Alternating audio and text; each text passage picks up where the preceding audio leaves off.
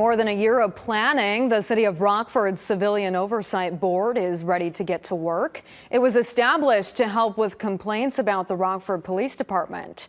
23 News reporter Anthony Ferretti talks to a board member and a city legal representative about their hopes for the group. The board's 7 members will work with city council members and local police to deal with these complaints, but it's more than that. They will identify areas for growth and build trust between law enforcement and community members.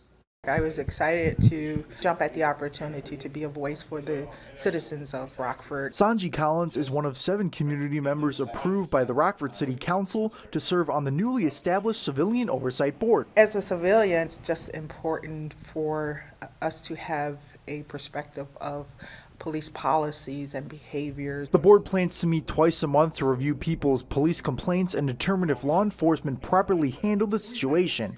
Having only started just weeks ago, board members use this time to absorb all they can about police work and learn the best ways to resolve conflict. It was very interesting in knowing, even from a legal standpoint, what officers have to face on a day-to-day basis. Once a complaint comes in, an internal investigation begins. The results will be sent to the board, which will review the incident and make recommendations on how it can be resolved, like additional training. We really hope that it's going to both bring an extra layer of accountability for our officers, but also help us communicate to the public that we are doing the right thing. City Legal Director Nick Myers says Rockford lagged behind other cities around the state in establishing what he calls a vital piece of city government. An automatic review, whether or not anybody complained, is really, I think, going to set us apart. We just want to do our best to represent the citizens of Rockford.